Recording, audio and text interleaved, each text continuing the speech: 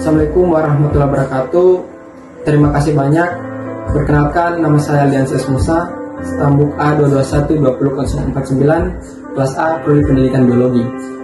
Hari ini kami akan membahas tugas yang diberikan oleh dosen yang membahas tentang mata kuliah Pendidikan Komunitas Asia.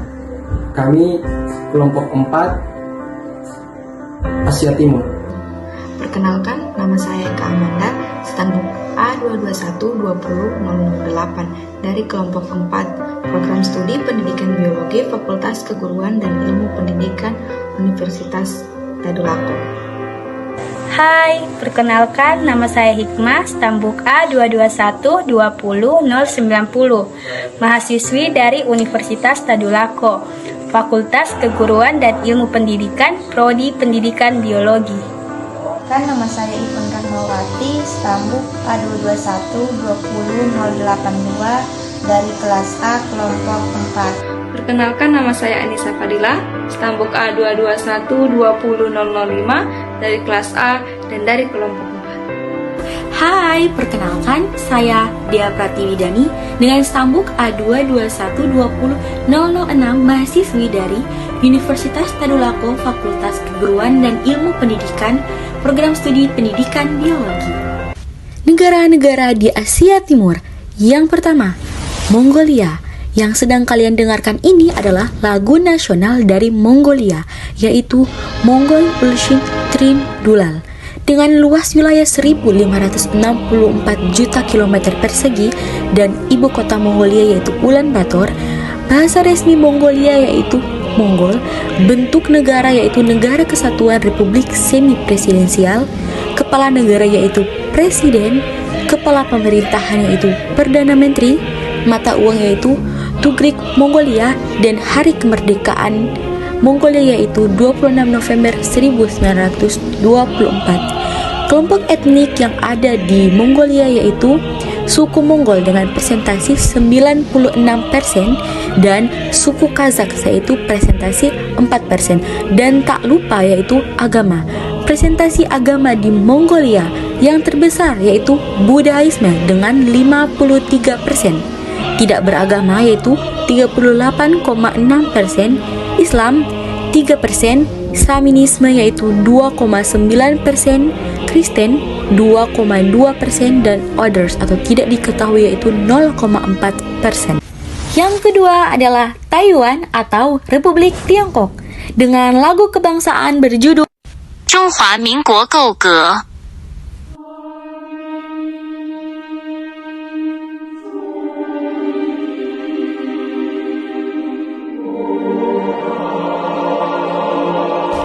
Taiwan beribu kotakan Taipei dengan luas wilayah 36.193 km persegi. Menggunakan bahasa resmi yaitu Mandarin, dengan bentuk negara yaitu Negara Kesatuan Republik Semi Presidensial. Memiliki kepala negara yaitu Presiden, kepala pemerintahan yaitu Perdana Menteri. Taiwan memiliki mata uang yaitu dolar Taiwan baru.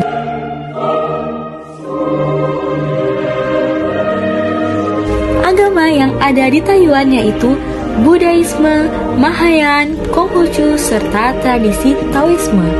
Hari kemerdekaan Taiwan yaitu 1 Januari 1912.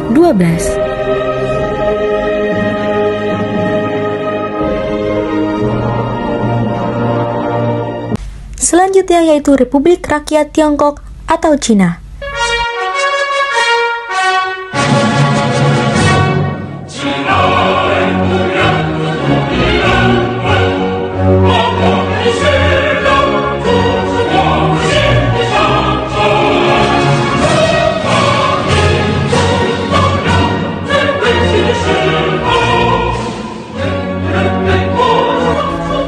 Profil negara Cina dengan beribu kotakan Beijing dengan luas wilayah 9.597 juta kilometer persegi.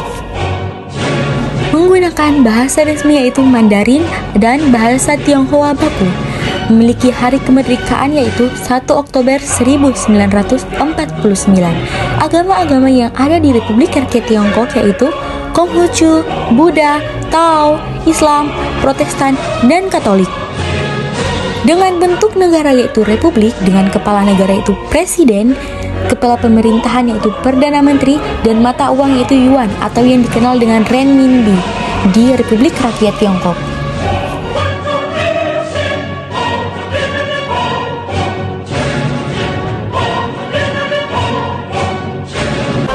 Hong Kong atau yang dikenal dengan wilayah administratif khusus Hong Kong. Yang teman-teman dengarkan saat ini adalah lagu Glory to Hong Kong. Demonstran Hong Kong membuat lagu kebangsaan sendiri sebagai bentuk untuk memisahkan diri dari Cina. Lagu berjudul Glory to Hong Kong itu pertama kali diperkenalkan melalui YouTube pada 31 Agustus 2009.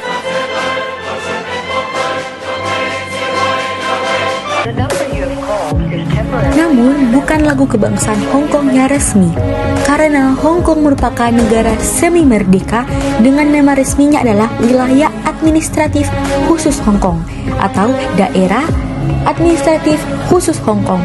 Hong Kong sering disebut dengan negara dalam negara Tiongkok atau Cina.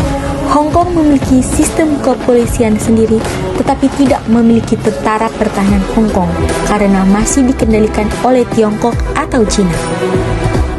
Dengan beribukotakan Hong Kong, Hong Kong memiliki luas wilayah 1.106 km persegi.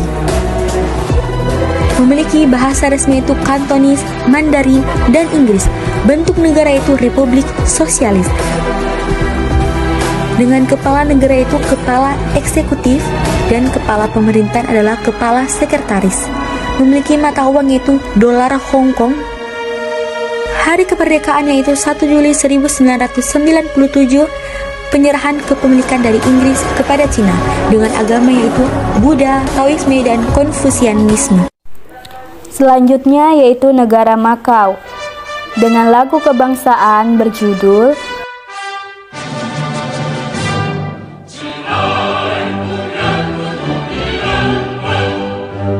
Ibu kota Makau dengan luas wilayah 115,3 km persegi, menggunakan bahasa Kantonis, Portugis, dan Inggris. Dengan bentuk negara Republik Sosialis, memiliki kepala negara yaitu presiden, memiliki mata uang kata Makau, serta dolar Hong Kong. Agama yang ada Katolik, Buddha, Taoisme, serta Konfusianisme. Hari kemerdekaan 20 Desember 1999. Negara Makau sama dengan Hong Kong, yaitu negara semi merdeka.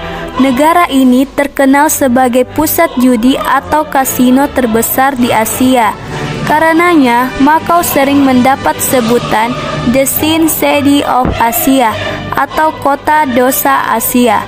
Salah satu terbesar di dunia berada di negara ini yaitu Saint Makau.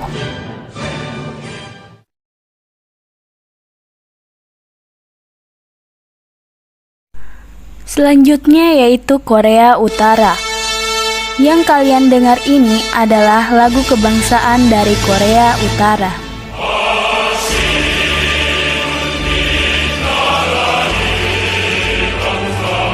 Ibu kota negara Korea Utara yaitu Pyongyang, memiliki luas wilayah 120.538 km persegi, menggunakan bahasa resmi Korea dengan dialek Pyongyang.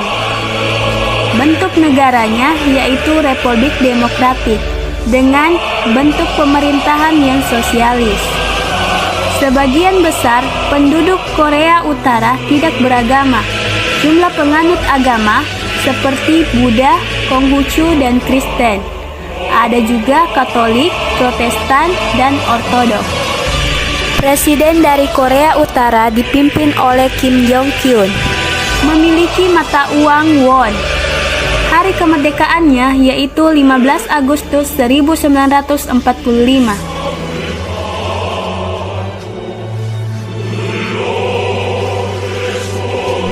Nama resmi dari negara Korea Utara adalah Republik Rakyat Demokratik Korea. Korea Utara dikenal dengan sebagai negara yang paling tertutup di dunia. Negara ini hanya memiliki satu perusahaan layanan-layanan telepon, yaitu Koreolink, joint venture antara Korea Utara dengan Mesir, di mana layanan jasa ini hanya berlaku di wilayah Korea Utara. Selanjutnya yaitu negara Korea Selatan.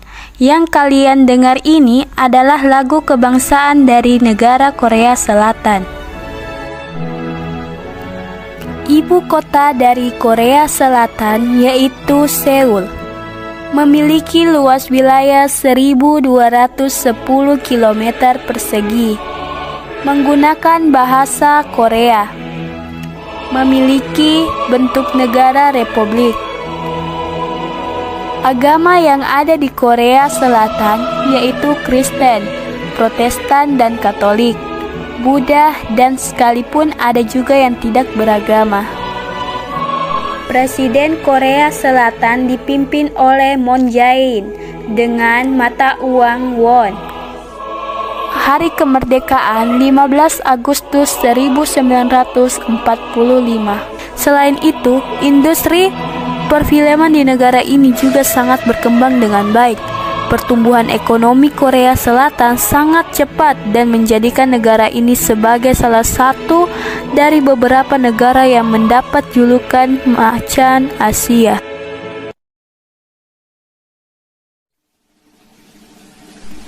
Dan yang terakhir yaitu negara Jepang. Yang kalian dengar ini adalah lagu kebangsaan dari negara Jepang. Ibu kota negara Jepang yaitu Tokyo dengan luas wilayah 377.915 km persegi, menggunakan bahasa resmi Jepang dengan bentuk negara monarki konstitusional.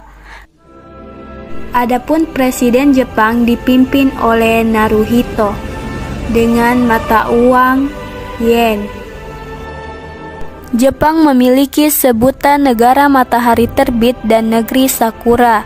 Penduduk Jepang dikenal sebagai negara yang tertib dalam berbagai hal. Negara ini memiliki banyak industri yang berkembang dengan baik. Kondisi ekonomi yang baik ini pula menjadikan Jepang masuk sebagai salah satu negara dengan sebutan Macan Asia. Lebih dari 1,5 miliar jiwa atau sekitar 40% penduduk Asia dan seperempat penduduk dunia tinggal di Asia Timur. Wilayah ini merupakan salah satu wilayah terpadat di dunia. Selanjutnya membahas tentang batas-batas wilayah pada negara-negara di kawasan Asia Timur. Yang pertama ada negara Mongolia. Negara ini hanya berbatasan langsung dengan dua negara, yakni pada bagian utara Mongolia berbatasan langsung dengan negara Rusia dan pada bagian selatan berbatasan langsung dengan negara Republik Rakyat Tiongkok atau negara Cina. Negara Mongolia ini adalah sebuah negara yang dimana di seluruh batas wilayahnya berupa daratan. Yang kedua ada negara Republik Rakyat Tiongkok. Negara ini memiliki batas-batas wilayah, yaitu pada bagian utara berbatasan langsung dengan negara Mongolia, pada bagian barat berbatasan dengan negara India dan negara Pakistan, pada bagian selatan berbatasan dengan negara Nepal, Bhutan, Myanmar, Laos, dan Vietnam. Pada bagian timur berbatasan dengan negara Jepang dan Korea. Kemudian yang ketiga ada negara Taiwan. Negara ini memiliki batas-batas wilayah, yaitu pada bagian barat berbatasan dengan pantai Tiongkok Daratan, Republik Rakyat Tiongkok, dan Selat Taiwan.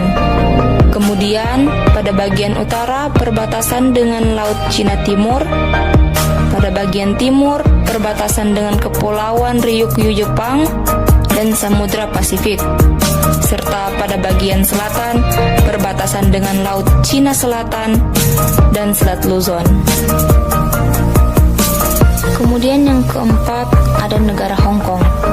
Hong Kong memiliki batas-batas wilayah, yaitu pada bagian timur, selatan, dan barat berbatasan dengan Laut Cina Selatan, dan pada bagian utara berbatasan dengan kota Shenzhen, Cina, Sungai Samchun, dan Republik Rakyat Tiongkok.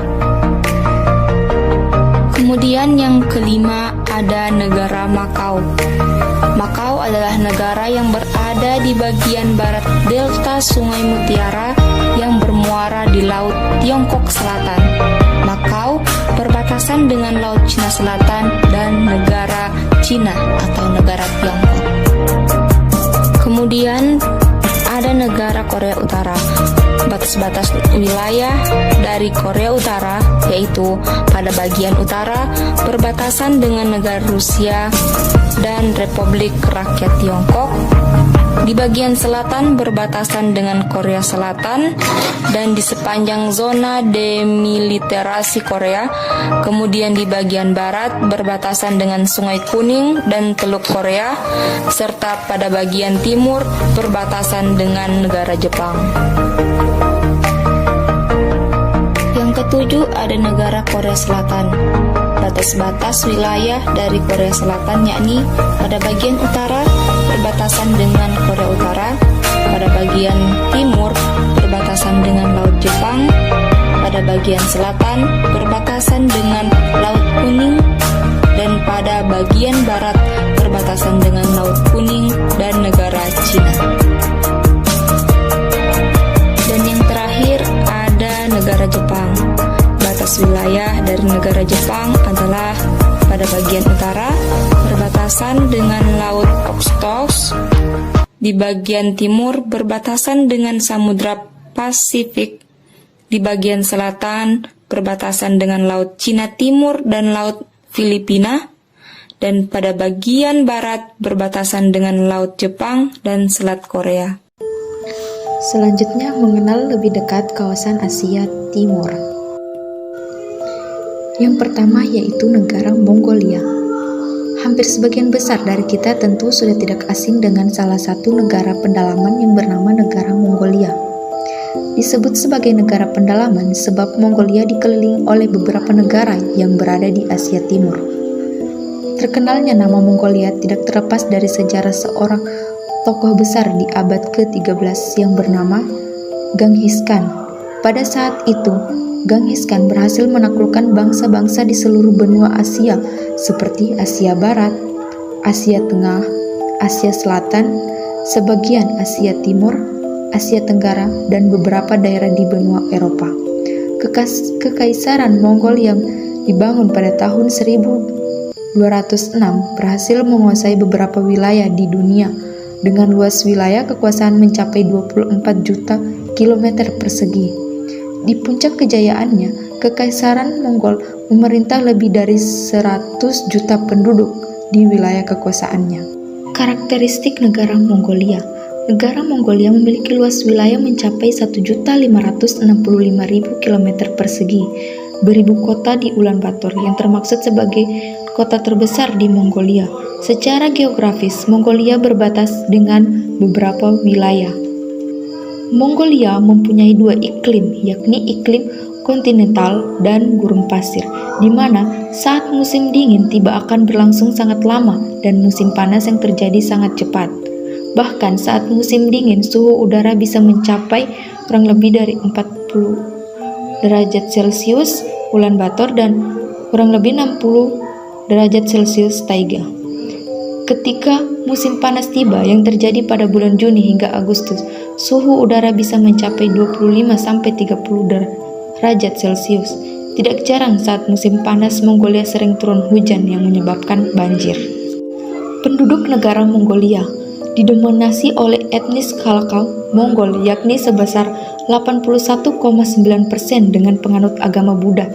Tibet terbanyak 53%. Di Mongolia terdapat lebih dari 20 etnis asli Mongol, sedangkan sisanya ada yang berasal dari bagian suku di Turki, dan saat ini sudah banyak pula penduduk yang berasal dari Rusia dan Republik Rakyat Tiongkok. Selain agama Buddha, Tibet, banyak pula penduduk Mongolia menganut agama Islam, Kristen hingga perdukunan. Bahkan tidak sedikit pula masyarakat yang menganut ateis. Sistem perekonomian Mongolia, sebagian negara yang dikelilingi oleh negara-negara besar seperti Rusia dan RRT, bukan berarti negara Mongolia menjadi negara makmur dan mandiri. Justru sebaliknya, perekonomian negara Mongolia banyak bergantung dari kedua negara tersebut. Bahkan, RRT menjadi investor asing terbesar di Mongolia. Ada beberapa fakta-fakta negara Mongolia. Yang pertama yaitu gemar berpindah tempat. Ada sekitar 30% suku di negara Mongolia sering berpindah dari satu tempat ke tempat lain atau dikenal dengan istilah non-banden. Yang kedua yaitu jumlah hewan ternak yang banyak. Bisa dikatakan, jika negara Mongolia termasuk negara yang sepi penduduk, jangan heran jika jumlah hewan ternak melebihi jumlah penduduk yang tinggal di sana. Yang ketiga yaitu langit yang selalu cerah. Mungkin jika di tempat lain, langit cerah jarang terjadi atau bisa dihitung dalam kurung waktu beberapa minggu. Di Mongolia, langit cerah bisa terjadi sebanyak 260 hari. Oleh karena itu, Mongolia juga dikenal sebagai Land of the Blue Sky. Yang keempat yaitu berburu menggunakan elang. Di Mongolia terdapat suku Khaza yang hidup di kawasan padang stepa, di mana mereka mempunyai tradisi berburu menggunakan burung elang. Bahkan tradisi tersebut sudah ada sejak 4.500 tahun yang lalu. Yang kelima yaitu ibu kota yang berpindah-pindah. Ulaanbaatar yang merupakan ibu kota Mongolia sudah ada sejak tahun 1639 yang saat itu masih berupa kuil. Ulaanbaatar sendiri sudah mengalami perpindahan tempat sebanyak 28 kali hingga akhir menetap seperti saat ini di Sungai Tul dan Selbe mulai tahun 1776. Yang kedua yaitu Republik Rakyat Cina. Republik Rakyat Cina yaitu sebuah negara komunis yang terdiri dari seluruh wilayah hukum budaya, sejarah, dan geografis yang dikenal sebagai Cina. Sejak didirikan pada tahun 1949, Republik Rakyat Cina telah dipimpin oleh Partai Komunis Cina. Pertimbangan ekonomi yang dilakukan sebagai negara komunis, kebanyakan republik ini telah disumbangkan sejak 3 Daswaras yang lalu.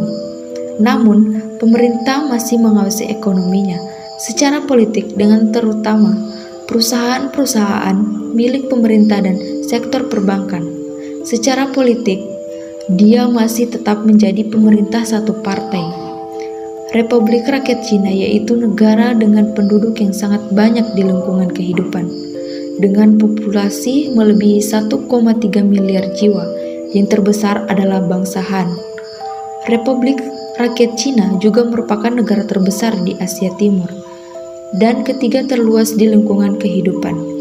Setelah Rusia dan Kanada, Republik Rakyat Cina bersamaan batasnya dengan 14 negara, yaitu Afghanistan, Bhutan, Myanmar, India, Kazakhstan, Kirgizia, Korea Utara, Laos, Mongolia, Nepal, Pakistan, Rusia, Tajikistan, dan Vietnam.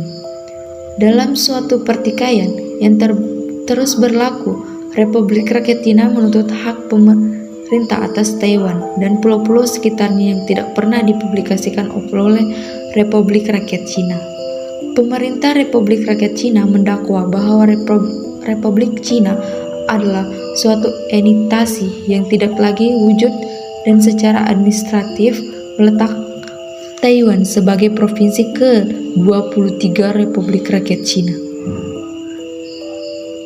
Republik Rakyat Cina mengklaim kepemilikan terhadap Taiwan namun tidak memerintahnya. Status politik Taiwan adalah hal yang kolaboratif. Taiwan di pemerintah Republik Cina yang kini berbasis di Taipei. Republik Cina mengklaim kepemilikan terhadap seluruh Cina daratan dan begitu juga dengan Republik Rakyat Cina. Cina daratan adalah istilah yang digunakan untuk merujuk ke kawasan di bawah pemerintahan Republik Rakyat Cina dan tidak termaksud kawasan administrasi khusus Hong Kong dan Macau. Pemerintah Republik Rakyat Cina melihat pemerintahannya di Cina sebagai Tiongkok baru kala membandingkan diri dengan Cina sebelum tahun 1949. Republik Rakyat Cina juga dijuluki sebagai Cina Merah di berbagai kawasan yang sama, terutama oleh musuhnya di barat dengan merujuk kepada warna merah yang adalah simbol komunis. Yang ketiga yaitu Taiwan. Kebudayaan Taiwan adalah suatu campuran dari kebudayaan Tionghoa, Han, Konfusiansi, dan penduduk asli Taiwan yang sering dipersepisahkan baik dalam pemahaman tradisional maupun kebudayaan dan warisan budaya Taiwan sebagian besar telah dibentuk oleh proses imperialisme dan kolonisasi sebagai efek struktural dan psikologis proyek kolonial suksetif telah terintegral untuk mengembangkan citra diri Taiwan dan evolusi kebudayaan Taiwan, baik resmi maupun tidak resmi. Dalam sebagian besar, masa terjajahnya Taiwan tetap dalam terpinggirkan secara budaya, jauh dari pusat kehidupan sipil dan budaya dari setiap rezim, dan dengan perubahan setiap rezim, pusat budaya Taiwan tergeser. Yang keempat, Hong Kong. Hong Kong dulunya kota yang ramai, yang merupakan kumpulan dari desa-desa para nelayan. Ketika pertama kali diklaim oleh Inggris pada tahun 1842 pasca Perang Opium pertama melawan negeri tirai bambu Cina. Ketika itu, upaya-upaya dari dinasti Cina telah gagal menghentikan perdagangan opium yang dipimpin oleh Inggris. Populasi kawasan ini tahun 2011 adalah 7,7 juta jiwa dengan pertumbuhan rata-rata sebesar 0,6% per tahun selama 5 tahun terakhir. Penduduk dari Tiongkok daratan tidak memiliki hak untuk menetap di Hong Kong atau bepergian dengan bebas ke sini. Meski begitu, imigran dari Tiongkok jumlahnya sekitar 45.000 per tahun adalah kontributor terbesar terhadap pertambahan populasi. Angka harapan hidup di Hong Kong adalah 79,16 tahun untuk pria dan 87,79 tahun untuk wanita per 2009, menjadikannya salah satu yang tertinggi di dunia. Sebagai salah satu pusat keuangan dunia, Hong Kong memiliki sistem ekonomi kapitalisasi yang ditandai dengan pajak rendah dan perdagangan bebas mata uang dolar.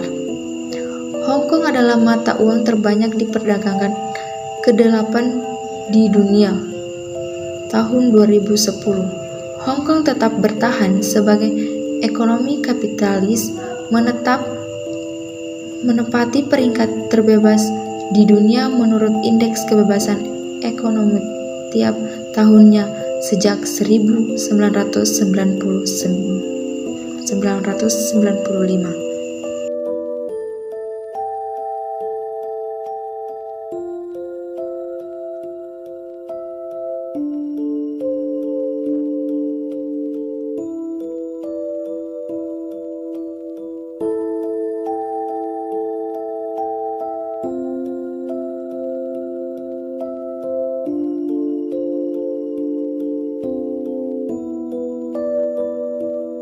Assalamualaikum warahmatullahi wabarakatuh. Terima kasih banyak. Saya akan melanjutkan materi yang membahas tentang Asia Timur. Nah, yang kelima yaitu Makau. Makau merupakan daerah pemerintahan negara Republik Rakyat Cina yang berdiri sejak 20 Desember 1999 yang menganut satu negara dengan dua sistem, sama halnya seperti Hong Kong. Dan kota atau negara ini memiliki luas 29,2 km kuadrat. Makau terdiri atas Semenanjung Makau seluas 9,3 km kuadrat, Pulau Taifa seluas 6,7 km kuadrat, dan Koloan seluas 7,6 km kuadrat, serta perluasan daerah Kontai sebesar 5,6 km². Bahasa yang digunakan sehari-hari adalah bahasa Cina dan Portugis. Namun umumnya mereka lebih sering menggunakan bahasa Cina Kanton karena bahasa tersebut dipakai di kalangan pemerintahan untuk semua dokumen resmi dan komunikasi. Sedangkan bahasa Inggris dipakai hanya untuk perdagangan, pariwisata, dan perniagaan. Mata uang yang digunakan di Makau adalah pataca, namun mata uang dolar Hong Kong juga diterima di kota ini. Adapun ikon Makau, Makau mempunyai museum Makau yang memamerkan awal terjadinya kehidupan masyarakat Makau selama lebih dari 4 abad. Di museum tersebut juga menggambarkan dua gabungan yang berbeda, yaitu Portugis dan Cina, yang menekankan karakteristik dua kultural dari kota itu dengan masing-masing kepercayaan yang berbeda. Kehidupan sosial, arsitektur, olahraga, seni, dan makanan. Adapun tempat bersejarah, Makau mempunyai 25 tempat bersejarah yang selanjutnya yaitu negara Korea Utara. Bangsa yang semenanjung Korea telah lama menjadi di medan perang bagi kekuatan dunia di masa depan, seperti Jepang, Amerika Serikat, dan Uni Soviet. Presiden Korea Utara pertama yaitu Kim Il-sung di tahun 1948 resmi menutup negara ini secara diplomatis dan ekonomis. Yang selanjutnya yaitu negara Korea Selatan. Karakteristik negara Korea Selatan, orang Korea berbagai satu bahasa dengan sekitar 70 juta orang di seluruh dunia berbicara bahasa Korea. Struktur bahasa, tata bahasa, dan kosakata mirip dengan bahasa Jepang. Dialek bersifat regional, berbeda terutama pada aksen, tetapi sangat mirip sehingga pemahaman untuk pembicaraan atau pendengaran tidak menjadi masalah. Budaya Korea Selatan. Salam dan cara menyapa. Caranya yaitu membungkuk adalah tradisional untuk menyapa di Korea Selatan. Jabat tangan sering dilakukan oleh pria, sementara untuk wanita, Korea tidak selalu berjabat tangan, namun sering membungkuk. Gaya komunikasi. Komunikasi dapat menjadi rumit di Korea Selatan karena mereka tidak suka mengatakan tidak. Mengatakan tidak dianggap etika yang buruk. Yang ketiga, privasi. Merupakan penghinaan bagi orang Korea jika disentuh oleh seorang yang tidak mereka kenal. Jangan menepuk punggung mereka atau memeluk mereka. Selanjutnya, etika pemberian hadiah. Orang-orang Korea adalah orang yang murah hati dan senang memberi hadiah. Terimalah hadiah dengan kedua tangan, tetapi jangan langsung membuka hadiah. Tunggu sampai memberikan hadiah pergi. Yang terakhir yaitu negara Jepang. Dalam kehidupan bermasyarakat, orang Jepang cenderung berkelompok, sehingga tak heran kalau sangat kuat.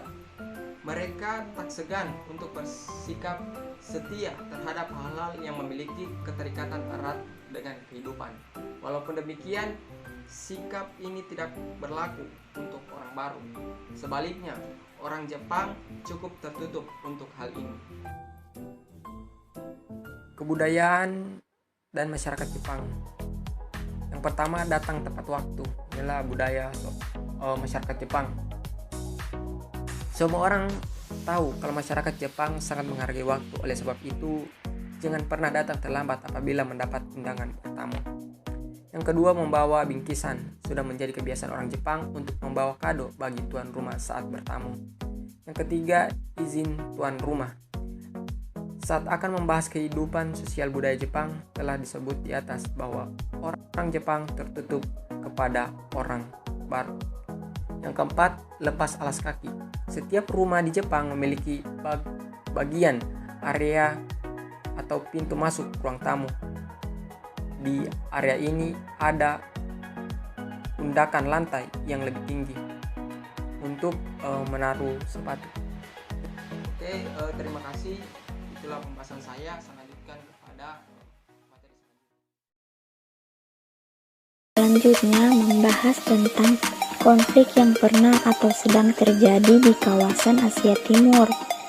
Hubungan internasional merupakan suatu interaksi yang dilakukan oleh suatu negara dengan negara lain melalui berbagai macam aspek dan sektor yang ada. Hubungan internasional membuat negara-negara yang berada dalam satu wilayah atau kawasan akan saling berinteraksi untuk menciptakan adanya suatu kondisi yang stabil. Namun, hubungan yang terjalin tidak selalu berjalan sesuai dengan apa yang diharapkan. Asia Timur merupakan salah satu wilayah yang memiliki beragam gugus pulau yang strategis, serta memiliki potensi kekayaan alam yang melimpah.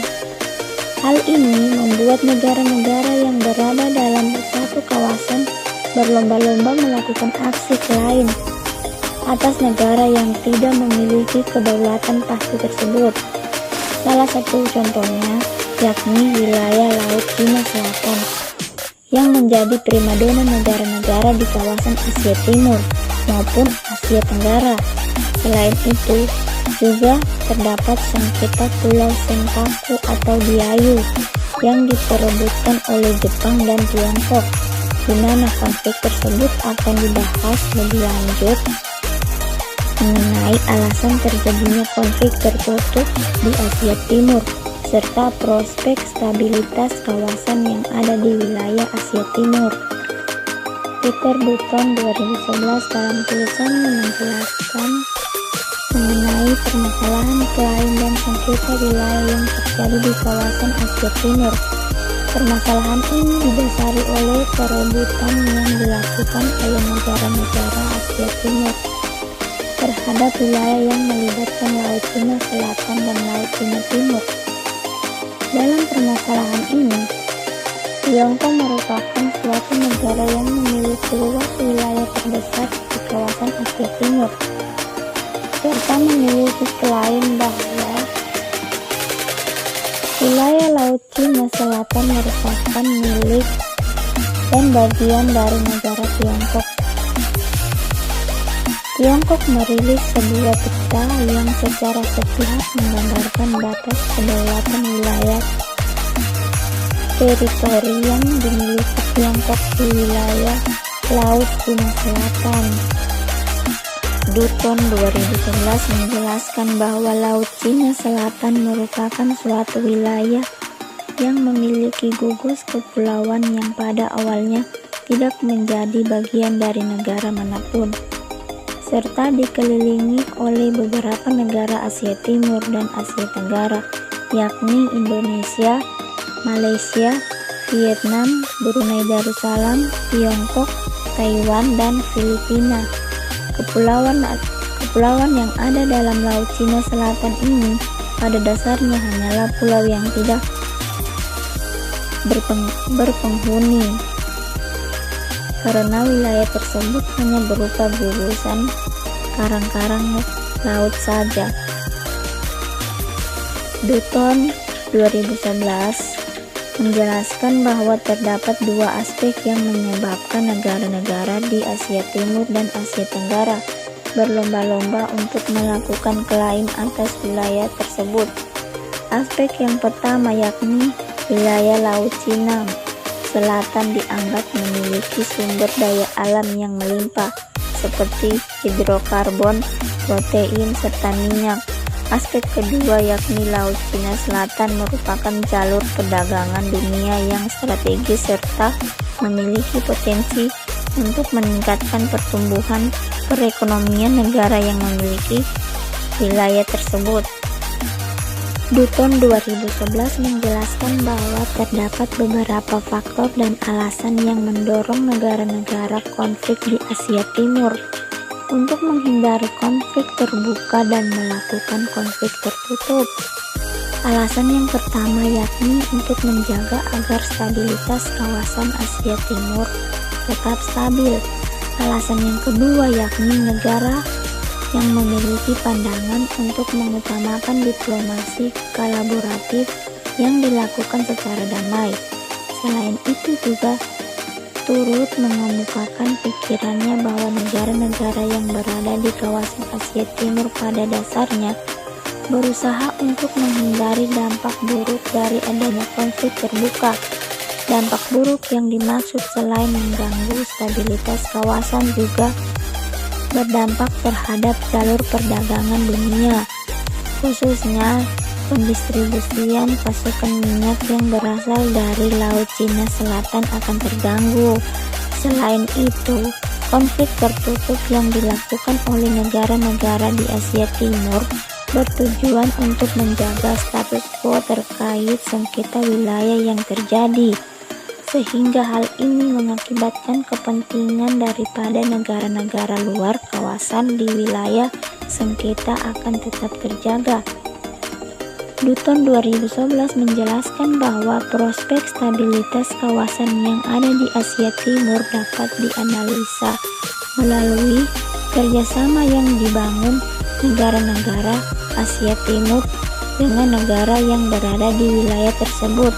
Analisa pertama yakni adanya kerjasama yang terjalin antara China dengan ASEAN, di mana kerjasama tersebut akan menjamin terbentuknya stabilitas kawasan Asia Timur di masa yang akan datang. Terkait dengan sengketa perebutan wilayah Laut Cina Selatan, selain itu, negara-negara di Asia Timur seperti Korea Selatan, Jepang, dan Cina telah melakukan pembangunan stabilitas kawasan melalui truce bullying yang bertujuan untuk meningkatkan hubungan ketiga negara tersebut.